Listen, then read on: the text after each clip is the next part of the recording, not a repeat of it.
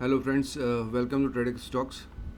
तो काफ़ी कमेंट्स आ रहे थे कि इलाइट कॉन और आयुष के बारे में बताइए, तो मैं एक वीडियो बना रहा हूँ कंबाइन, जिसमें आयुष और इलाइट कॉन दोनों को हम लोग कवर करेंगे, जो भी आज अभी तक हुआ है और जो मेरा एनालिसिस है मैं आपसे शेयर करूँगा। वीडियो में आगे बढ़ने से पहले डिस्क्लेमर, ये कोई बाइंग सेलिंग की कॉल नहीं है एंड मैं कोई सेबी अप्रूव्ड और सर्टिफाइड एनालिस्ट या ब्रोकर नहीं हूँ। तो आप जो भी डिसीजन लें अपने वित्तीय सलाहकार, अपने फाइनेंशियल एडवाइजर से बात करके ही लें। अब चलते हैं वीडियो की तरफ। जैसा कि टॉपिक है लाइट कॉन इंटरनेशनल आयुष में आगे क्या होगा। तो ये इसका चार्ट है, सीधे चार्ट पे आते हैं। बाकी सब कंपनी के बारे में तो मैं पहले भी बता चुका हूँ, आप लोगों को पता ही है। ये सिर्फ उनके लिए जो लोग इसमें हैं। तो जैसा कि मैंने आपको बोला था कि इसका जो सपोर्ट है वो है 70 से लेकर 82 के बीच में, और ये एग्जैक्टली 76 से रिबाउंड हुआ था। यहाँ तक हमारी पिछले वीडियो में बात हुई थी।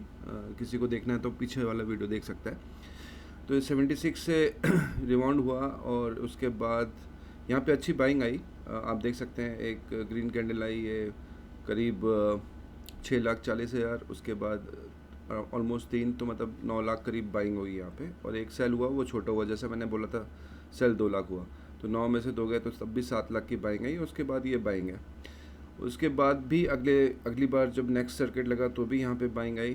तो मतलब अगर आप ये देख लो, जितने भी ये ग्रीन टावर दिख रहे हैं, 15 मिनट की कैंडल लगाई है मैंने, टोटल बाइंग यहाँ पे हुई है, ये रेड वालों को माइनस करने के बाद अप्रॉक्स 30-31 लैक्स। ठीक है, तो अच्छी खासी बाइंग हुई है। तो आप चिंता मत करो। मैंने ये भी बताया था शायद पीछे, शायद क्या कंफर्म बताया था पिछले वीडियो में कि ये एक साथ ऊपर नहीं जाएगा। ये ऊपर जाएगा, फिर नीचे आएगा, फिर ऊपर जाएगा, नीचे आएगा। जैसा कि मैंने आपको ये पिछले वाले में आपको दिखाता हूँ, 1 साल का। 1 सेकेंड। अगर इसमें हम जाते हैं, देखिए यहाँ पे जब ये पहले चलना शुरू हुआ था तो यहाँ पे भी उसने काफ़ी टाइम बिताया था। एक मिनट रुकिए, कहाँ से आएगा ये। अगर आपको याद हो, मैंने अभी इसमें क्लियरली नहीं दिख रहा है। ठीक है, तो जब ये चलना शुरू हुआ था तब भी इसने 65 से लेकर 80 के बीच में काफ़ी अप डाउन किए थे। तो सिमिलर पैटर्न यहाँ पे भी रिपीट होगा। ठीक है, तो ये चीज़ मैंने पिछले वीडियो में भी बताई थी कि अभी यहाँ से इसकी रेंज यही है, 70 से लेकर 100 के बीच में ये एक्यूमुलेशन होगा। यहाँ पे ये कुछ एक हफ़्ता भी बिता सकता है, 15 दिन भी बिता सकता है, 1 महीना भी बिता सकता है, लेकिन इसमें एक्यूमुलेशन होगा। तो आप लोग मतलब डिसीजन अपने हिसाब से लीजिएगा। लेकिन मैं क्या करता हूँ, जैसे कि मेरे पास जितना नीचे आया, जैसे जब भी मुझे ये 80 से लेकर 65 के बीच में मुझे मिलता है तो मैं थोड़ा ले लेता हूँ। उसका आधा मैं यहाँ ऊपर 90 की तरफ बेच देता हूँ। फिर ये नीचे आता है तो आधा हमेशा बने रहिए, 50% सेल कर दीजिए। ऐसा मेरा स्टडी रहती है, ताकि मैं अपना बाइंग प्राइस को कम करते रहता हूँ। लेकिन अगर किसी का ऑलरेडी लिया हुआ है हायर प्राइस पे, तो आप होल्ड करिए, पेशेंस है, होल्ड करिए। सबसे बेस्ट तो वो होता है, बिकॉज मार्केट को टाइम करने में कई बार ऐसा भी होता है कि हमने बेच दिया और वो आगे निकल गया और आप फिर ले नहीं पाए। तो ये तो बात सही है, इसने अपना जो सपोर्ट है वो यहाँ दिखाया है। बाइंग अच्छी आई है इस एरिया में। यहाँ पे बाइंग जो है 75 पे, और 75 से लेकर 87 के बीच में अच्छी बाइंग हुई है। और ये जो कैंडल यहाँ पे बेची उसके कारण नीचे आया है। तो ये थोड़ा सा ऊपर नीचे करेंगे ताकि लोग डर के अपने स्टॉक्स बेच दें। तो बेस्ट स्टडी तो ये आप होल्ड करिए। ठीक है, और अगर आपका मतलब प्रॉफिट में आप नीचे है तो आप इसको स्विंग ट्रेड भी कर सकते हैं, चॉइस आपकी है।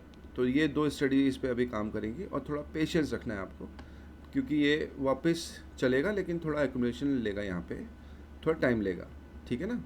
तो ये तो हो गया आयुष का। और जैसा नीचे जाएगा, अच्छा फर्स्ट सपोर्ट तो मैंने आपको बता दिया 75, सेकंड इसका है 65 के आसपास। ठीक है, इससे नीचे जाने की बिल्कुल भी मेरे को तो उम्मीद नहीं है। और इसके बीच में ही, वैसे तो ये 70 से लेकर 100 के बीच में ही इसको घूमना चाहिए। तो ये हो गया आयुष का। अब चलते हैं इलाइट कॉन। मैंने उसका चार्ट देखा था इलाइट कॉन का, लेकिन उसमें तो वॉल्यूम ही नहीं है। जैसा मैंने आपको बताया था, लो वॉल्यूम पे नीचे गिरेगा। किसी ने कमेंट भी किया था कि जब इसमें है ही नहीं पब्लिक तो कैसे गिराएंगे भाई। पब्लिक 1.4% है, लेकिन पब्लिक के पास इतना पैसा नहीं होता कि यहाँ पे जो 20 लाख के ऑर्डर पड़े उसको उठा ले और सर्किट लगा दे।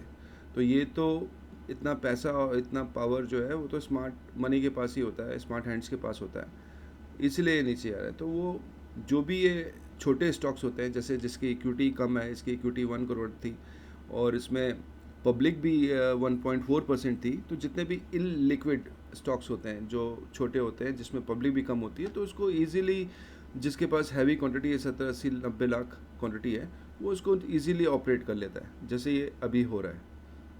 ठीक है, इसमें कंपनी में कोई ख़राबी नहीं है, लेकिन एक ही चीज़ थी कि ये अपनी वैल्यूएशन से ऊपर ट्रेड करा था, क्योंकि फ्यूचर एक्सपेक्टेशन पे मार्केट चलता है, रियलिस्टिक थिंग्स पे नहीं चलता है।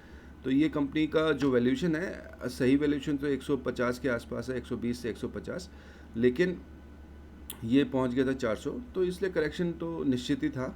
अब इसमें क्या होगा कि ये भी आयुष की तरह नीचे आएगा, और जहाँ पे इसके सपोर्ट है 180 पे है, 150 के आसपास है, और फिर 110 से लेकर 120 के बीच में है।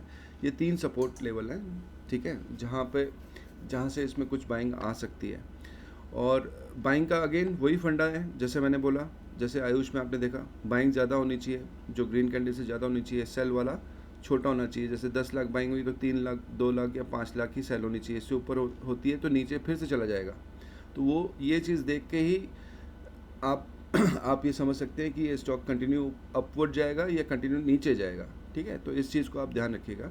तो मैं भी वेट कर रहा हूँ, वॉल्यूम बहुत कम है, अगर आप यहाँ पे देखें तो फुल दे, देखिए यहाँ पे दिख रहा है वॉल्यूम, ठीक है, यहाँ पे वॉल्यूम, अगर मैं यहाँ पे आता हूँ, देखिए 1000, 2000, 700, 500, देखो 600, अभी और बड़ा करूँ तो ये जो कैंडल्स दिख रही हैं आपको 4000 की कैंडल है, तो ये तो कुछ भी बाइंग नहीं है। देखिए 200, 300, 700, 500, ये सब रिटेल्स की बाइंग है, हम लोगों की बाइंग है, छोटे छोटे लेवल पे लोग बाय कर रहे हैं। तो ठीक है, जिसके पास नहीं था, जो एंट्री मिस कर गया, 4 फेज़ में बाय कर सकते हैं। मैं तो ऐसे ही करता हूँ कि 4 फेज़ में बाय करता हूँ।